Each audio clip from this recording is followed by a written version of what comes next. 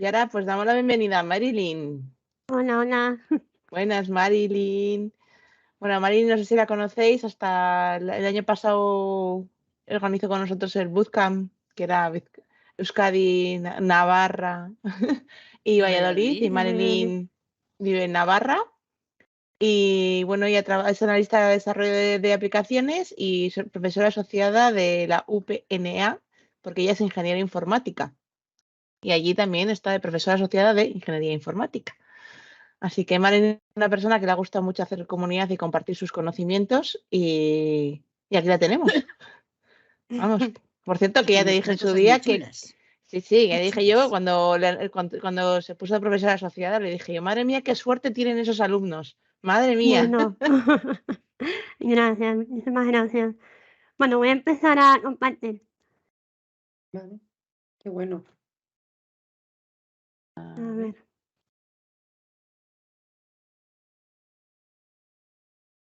¿Me estáis viendo?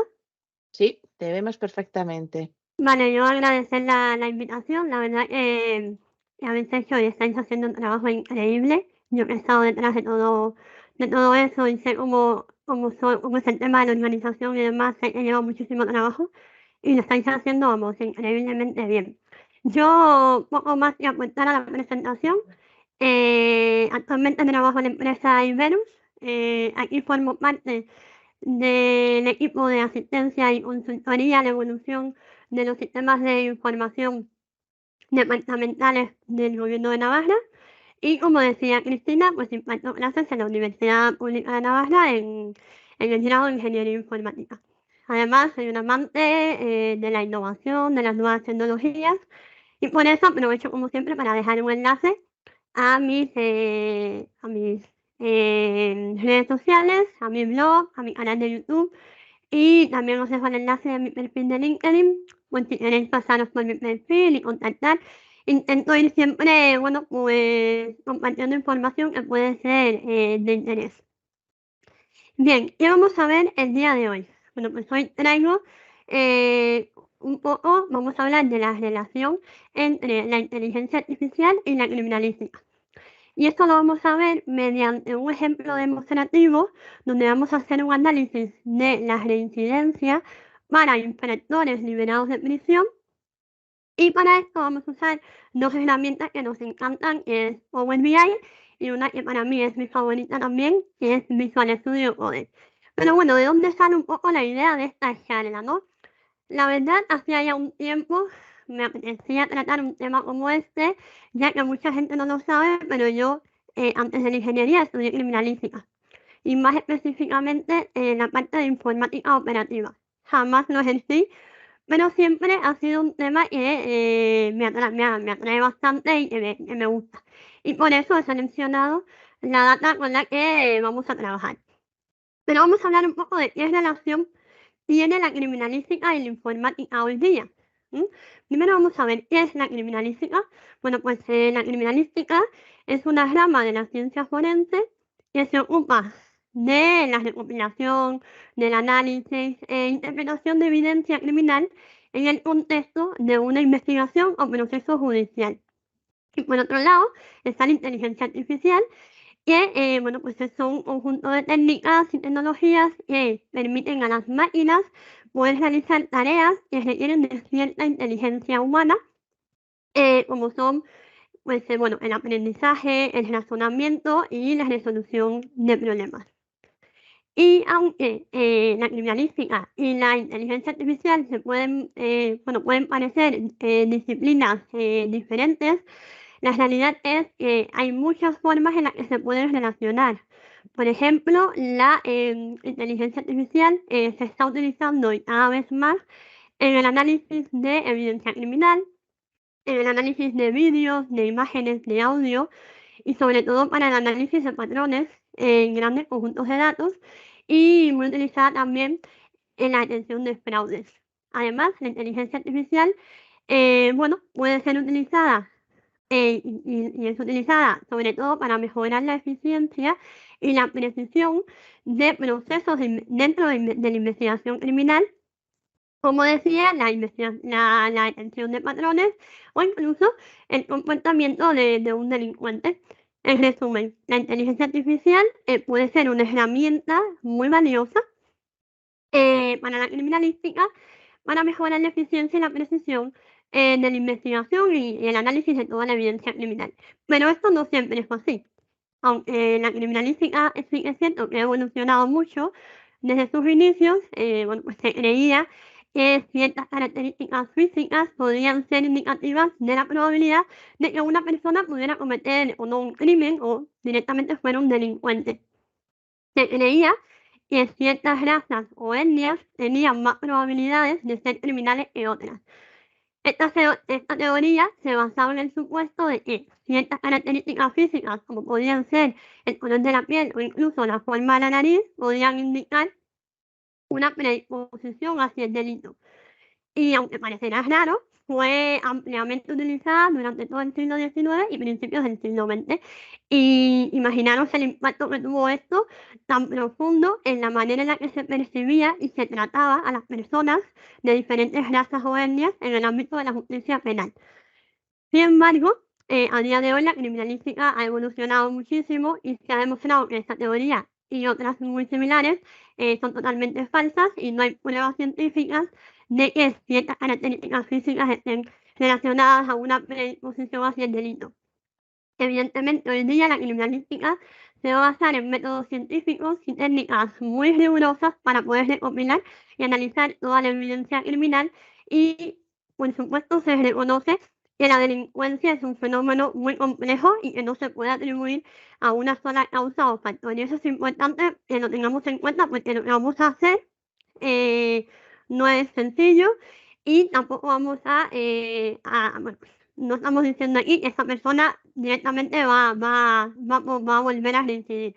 Ya, como digo, esto es muy complejo y no se puede determinar a una sola causa o factor. Bien, vamos entrando en materia. El año pasado, en el bootcamp del año pasado, presenté una charla sobre la integración de Visual Studio Code y Power BI. Esto lo comento porque hoy, aunque vamos a ver un poco esta integración, no lo voy a explicar demasiado a fondo en cuestiones de tiempo, pero para todas las personas que se estén iniciando en este mundo y que todavía no lo tengan muy claro, porque voy a ir un poco más rápido esta vez, bueno, pues podéis pasar por mi canal de YouTube y os he dejado el enlace en el código QR que está en pantalla para que podáis ver cómo yo explico de maneras más detalladas este tipo bueno, pues todo lo que hace falta tener instalado para relacionarse y demás.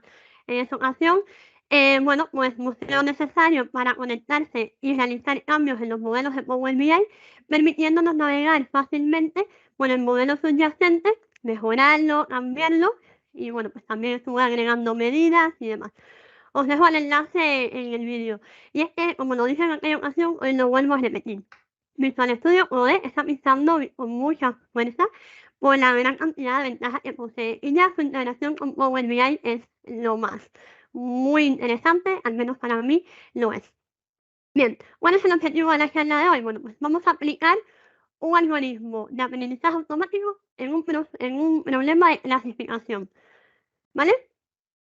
Y vamos a predecir la reincidencia de delincuentes que cumplieron una pena de prisión. Y para eso vamos a utilizar, y nos vamos ya a Power BI, vamos a utilizar esta data, ¿vale? Esta data, vamos a hacer un primer acercamiento. Tiene los datos sobre la reincidencia en un periodo de 3 años después de una liberación inicial de la prisión entre los delincuentes que cumplieron una pena de prisión en uno de los estados de Estados Unidos, que es el estado de Iowa, ¿vale? Entre 2010 y 2015, con un seguimiento de la reincidencia entre el año 2013 y 2018, ¿vale?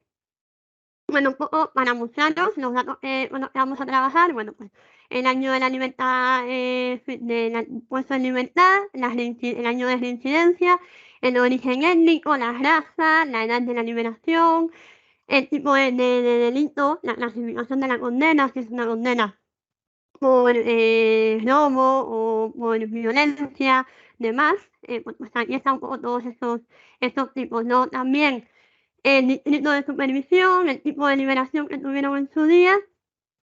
Y, bueno, además de la parte de la población objetivo, tenemos la variable de respuesta y más importante, ¿no? Las reincidencias, es decir, si has regresado o no a prisión. Y para eso vamos a contar un vector numérico de 0 o 1, donde 1 significa que ha vuelto a reincidir y 0 que no ha habido reincidencia, ¿vale? Es interesante y de hecho estuvo Nagora hablando sobre todas las transformaciones que se pueden hacer desde Power Query, me pareció estupendamente explicado. Y yo, bueno, pues en esta ocasión también hablaré de una serie de transformaciones que primero hay que hacer a los datos, pero no lo voy a hacer desde Power Query, lo vamos a hacer desde Visual Studio Code y así ya no me repito, ¿vale? Entonces, ¿qué pasa? Bueno, pues es cierto que Power BI pues, tiene ciertas limitaciones, sobre todo a la hora de creación de objetos visuales y bueno, pues todo lo que quiero hacer, pues igual me viene muy limitado desde esta aplicación, ¿vale? Entonces, vamos a hacer primero, vamos a salir de Power Query y nos vamos a quedar por ahí.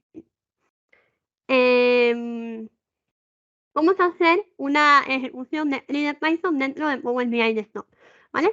Vamos a ir a obtener datos, más, y vamos a seleccionar el Reader Python, ¿vale? Para poder trabajar esto, hay que tener instalado, para que funcione lo que vamos a hacer, hay que tener instalado Pandas y Matplotlib, ¿vale? Son unas librerías que son necesarias para la realización del ejercicio que vamos a hacer, ¿vale? Entonces, una vez me abra el editor de script, vamos a copiar y pegar un código que tengo por acá preparado, muy sencillito, ¿vale? Solo para que se vea el ejercicio, donde vamos a importar la librería de pandas, vamos a crear una data con nombres, edades y estaturas de personas.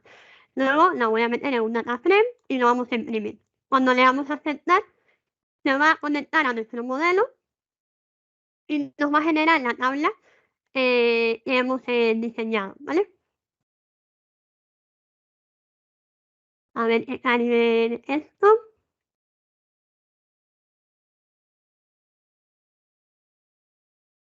A ver. Bien, esta es la tabla que hemos creado, como os digo, muy sencilla. Vamos a seleccionar y la vamos a cargar. La tabla se nos va a cargar en nuestros datos, la tenemos aquí. Y entonces vamos a crear un objeto visual de Python, ¿vale? Vale, aquí tenía el ejemplo anterior y se me están cargando datos, no pasa nada.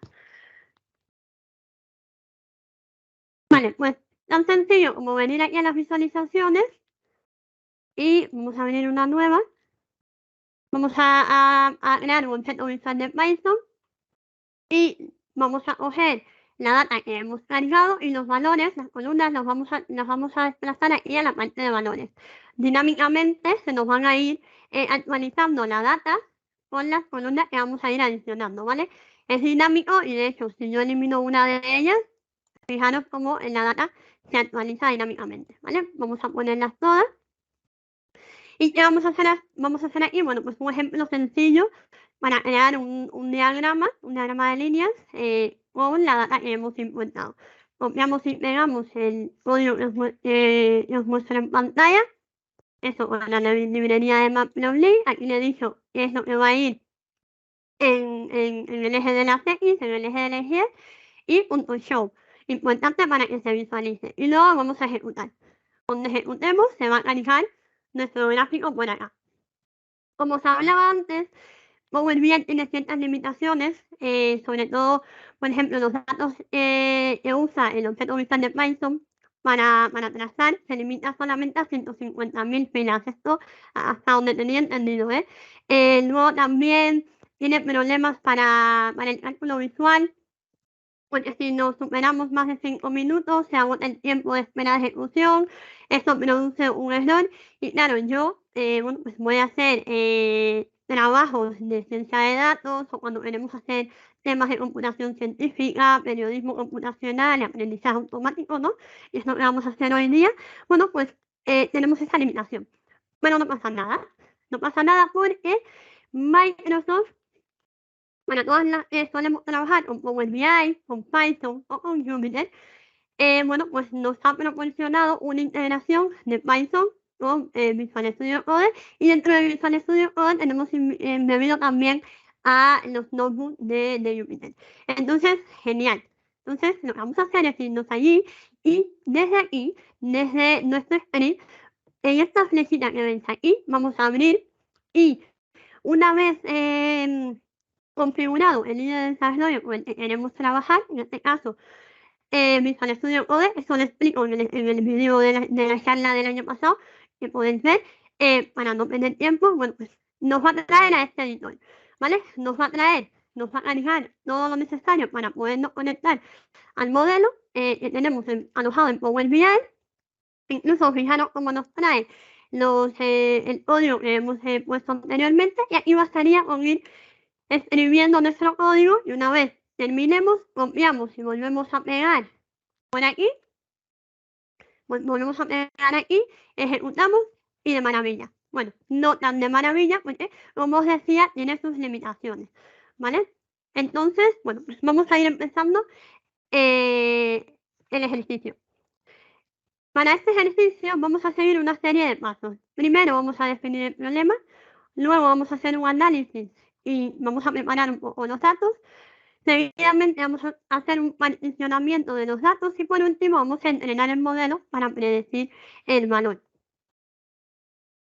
Entonces, a mí, aunque se pudiera hacer en esa pantalla, no me gusta demasiado. Prefiero crear un entorno más dinámico de desarrollo, y este entorno me lo brinda Jupyter, ¿vale? Es este aquí. Podemos crear, vamos a archivo, nuevo archivo, y aquí Jupyter Notebook, y nos creará un archivo como este. ¿De acuerdo? Ya lo tengo cargado, es bastante largo y por eso, para ir más rápido, ya lo tengo todo creado. Luego os dejaré esto publicado para el que quiera obtenerlo, bueno, pues, se lo lleve para casa. Vamos a definir el problema. Primero, ¿a qué tipo de problema nos estamos enfrentando? ¿Vale? Bueno, pues estamos frente a un aprendizaje supervisado, y aquí el modelo se proporciona, o sea, el modelo se proporciona con datos de entrenamiento que están etiquetados, incluidos los datos de entrada y la salida correcta correspondiente, ¿vale? El objetivo es que el modelo haga predicciones sobre la salida de datos nuevos y además son invisibles en función de los patrones que aprendió de los modelos de entrenamiento, ¿vale?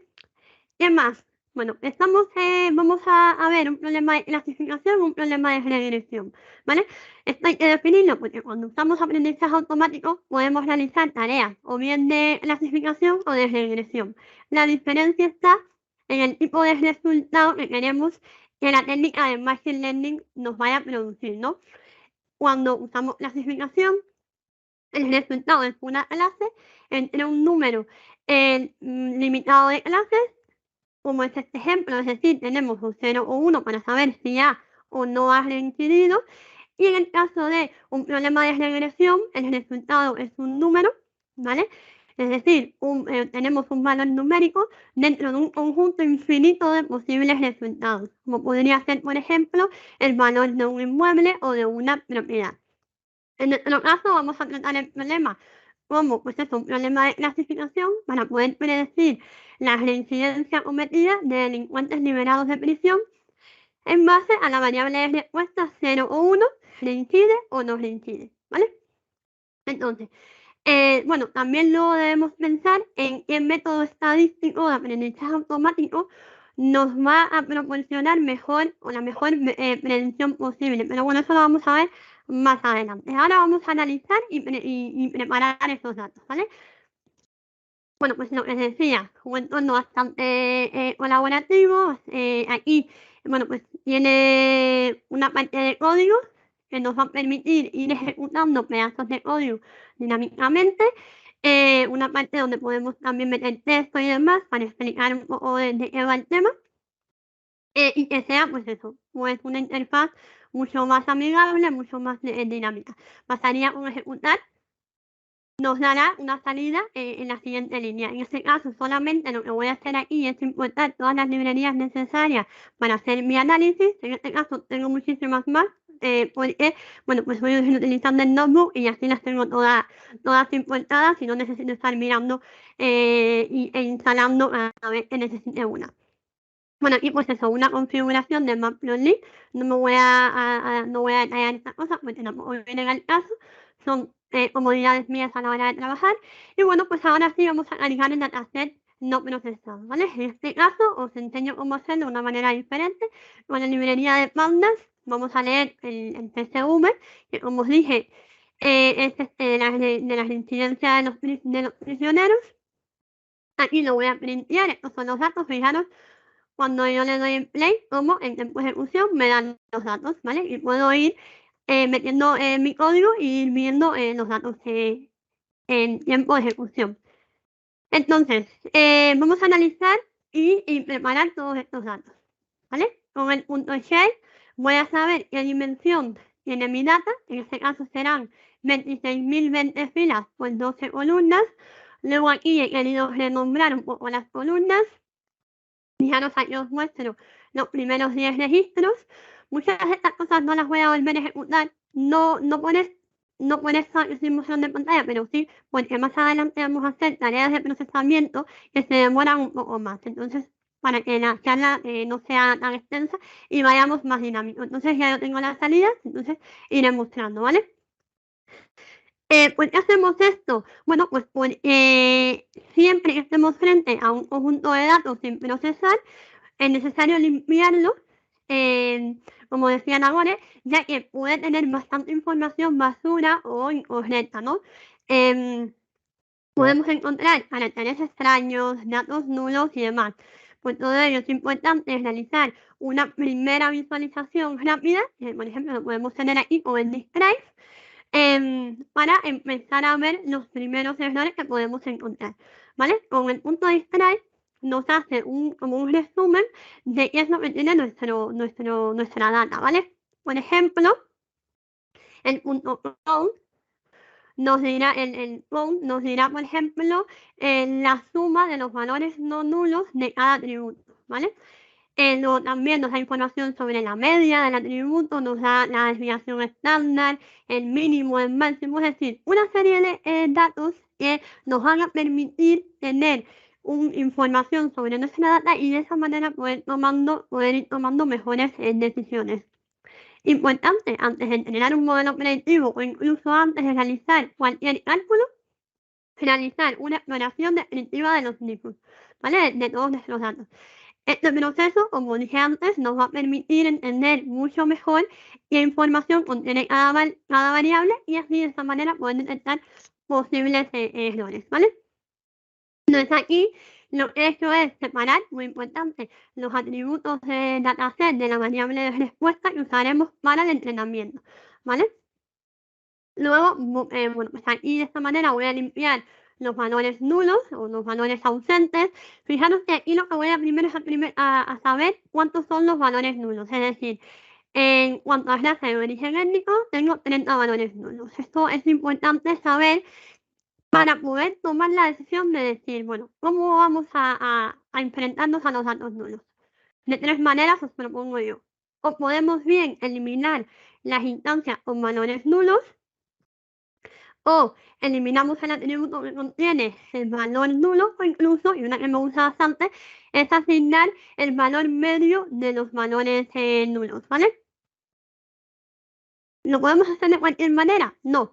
Dependerá de cuántos valores nulos tengamos, de qué tan importante sea ese atributo para nuestro análisis, porque no podríamos decir, me voy a eliminar todo el atributo del distrito de supervisión que contiene 9.581 resultados. Entonces, hombre, pues no me interesa eliminarlo. Quizás algún otro que sí que tenga muchísimos más y me afecten, bueno, pues tendría más sentido. O, por ejemplo, de la edad de liberación, digo, bueno, pues en este caso puedo eliminar las instancias y no pasa nada. No es significativo para el análisis, pero esta significancia la tenemos que interpretar, ¿vale? Entonces, junto con el estudio de los tipos de variables, es básico conocer, pues eso, el número de informaciones disponibles y si todas ellas están completas. Porque la mayoría de los algoritmos de aprendizaje automático tienen problemas o no van a funcionar correctamente cuando las instancias tienen atributos o datos nulos, ¿vale? Es decir, si en nuestro dataset tenemos un atributo para el que alguna de las instancias tiene un valor y para otras no, podemos tener problemas, ¿vale? Otra cosa que hay que hacer a la hora de analizar nuestros datos es la conversión de atributos a texto, ¿vale? A los algoritmos de Machine Learning tampoco le gustan los textos, así que vamos a tener que transformar las columnas de texto en columnas numéricas, ¿vale? Aquí he seleccionado los atributos de texto, que son el origen étnico y el distrito de supervisión principal. Bueno, he seleccionado las dos columnas para que se vea, ¿vale? Y vamos a codificar. Lo podemos hacer de dos maneras y eso nos va a permitir la librería de scikit-learn, ¿vale? Que, bueno, pues es una herramienta de procesamiento que nos va a brindar todos estos algoritmos para poder hacer estas conversiones, ¿vale? Lo podemos hacer de dos maneras. Y os muestro en pantalla una codificando con el Linear Encoder o con el One Hot Encoding, ¿vale? Hay que tener en cuenta cuál se ajusta mejor a lo que queremos hacer y al atributo que queremos modificar. ¿Por qué? Porque, por ejemplo, en el Ordinal Encoder hay un problema con esta codificación. ¿Qué pasa? Que la mayor parte de los algoritmos de aprendizaje automático van a asumir que los valores cercanos van a ser similares. Eso puede estar bien para algunos atributos, pero para otros eso podría no funcionar, ya que, bueno, pues si no existe una relación de cercanía entre los valores de texto de un atributo, posiblemente no sea buena idea pasar directamente a valores numéricos consecutivos, ¿vale? Esto tenerlo en cuenta. Luego, el One Hot Encoding está bien, pero si tenemos en este caso un gran número de valores de texto, vamos a generar también igual cantidad de atributos binarios y esto lo que nos va a penalizar en cuanto al desempeño y el rendimiento, ¿vale? Esto es lo de siempre, ¿no? No hay una única forma de poder solucionarlo todo y de ahí la importancia de analizar muy bien las variables, ¿de acuerdo? Otra cosa que tendremos que hacer es la normalización de los atributos, ¿vale? Es importante que esto tenga una secuencia de pasos para que nosotros sepamos cómo podemos abordar este tipo de problemas, ¿vale? La normalización de atributos es muy importante, ¿vale? Los principales algoritmos de Machine Learning que existen hoy en día no funcionan bien cuando existe una gran diferencia entre los valores de un atributo, ¿vale? Por eso es necesario normalizarlo. En nuestro caso no pasa porque, bueno, pues los valores numéricos que tenemos no están tan aislados, es decir, de 2010 a 2015 no hay una diferencia significativa, ¿vale? Pero imaginaros que tenemos un valor numérico de un mínimo de 0 y un máximo de, no sé, 950.620, no sé. Esto es algo que debemos evitar, ya que estos algoritmos de aprendizaje no funcionan bien con estos casos, ¿vale? En este caso no tiene mucho sentido, ya os digo, pero bueno, solamente lo dejo para que, bueno, pues la gente quiere saber ¿y cómo puedo normalizar los atributos. Bueno, pues con el min-max scaler nos va a crear una matriz normalizada de los atributos de este atributo, ¿vale? Luego, importante es la estandarización de los valores, ¿vale? Lo que estamos haciendo en este proceso es, bueno, restar la media de los valores y dividir por la desviación estándar de los mismos, ¿vale? De esta forma, los valores obtenidos tendrán una media 0 y una varianza de 1. Y de esa manera, bueno, pues ya lo tenemos estandarizado, ¿de acuerdo? Esto es lo que he hecho también, en este caso, con la reincidencia del año fiscal. Perdona, Marilyn. ¿Sí? Sí, Te quedan dime. 2 minutos, ¿eh? Todo lo que nos estás contando, te quedan 2 minutos. ¿Llegas? Vale, ya voy a ir terminando, ¿vale? Vale, no te digo Todo más que lo que todo. vale, gracias, Inés. Todo lo que he ido haciendo se puede automatizar, ¿vale? Por eso no quería extenderme demasiado en la anterior, ya sabía que no me iba a dar mucho tiempo, porque, bueno, sí que es cierto que aplicar todos estos pasos de procesamiento a cada atributo individualmente de forma manual puede ser trabajoso, incluso podríamos equivocarnos. Y por eso, bueno, pues a la hora de podemos automatizar todo ese procesamiento. Pasaría con dividir, en este caso, los atributos de número, los atributos de texto, y luego con el fit transform, todo lo que hemos hecho anteriormente de manera automática y en una sola corrida nos los va a hacer. ¿Y qué nos va a dar? Pues nos va a dar el dataset procesado para que directamente podamos aplicar los algoritmos de Machine Learning sobre la misma, ¿vale? Entonces ahora ya vamos a hacer el particionamiento del dataset, ¿vale? La función de train test split, lo que permite hacer es una división de un conjunto de datos en 2 bloques, de entrenamiento y de prueba del modelo. Salvo que se le indique otra cosa, lo va a particionar con un 75% de entrenamiento y un 25% de test. En mi caso, porque me gusta hacerlo así, he decidido que voy a hacerlo con un 20%, ¿vale? Y luego he utilizado la variable random state, y es un número fijo que, bueno, pues se utiliza comúnmente en la documentación para temas de pruebas y para obtener siempre la misma salida o resultado. Y ahora sí ya llegamos al entrenamiento de este modelo de clasificación. Una vez dividida la data, lo que vamos a hacer es utilizar una serie de algoritmos para entrenar el modelo. ¿En qué consiste eso? Bueno, esto es proporcionar datos de entrenamiento de los cuales va a aprender nuestro algoritmo de Machine Learning, y es por eso que la calidad de nuestro modelo de aprendizaje automático va a ser directamente proporcional a la calidad de los datos. Bueno, pues aquí un poco más rápido, esto es un algoritmo de clasificación de vectores de soporte. Creamos el modelo, realizamos el entrenamiento y obtenemos el accuracy de nuestro modelo para los datos de test. Lo he hecho con este algoritmo y me da un 0,68, no está nada mal. Luego, con la clasificación de árboles de decisión me da un 0,66, un poco menos, y así con diferentes algoritmos, ¿de acuerdo? El mejor resultado me da es este, que me da un 0,68, ¿vale? Lo primero y más importante a la hora de elegir con éxito el algoritmo que más se adaptará a nuestras necesidades es determinar qué queremos conseguir y ver qué datos disponemos, ¿de acuerdo? Entonces, bueno, pues hemos visto un poco hasta ahora todas las tareas de procesamiento que se puede hacer para los datos. No me ha dado mucho tiempo para más, pero sí quería decir algo, ¿no?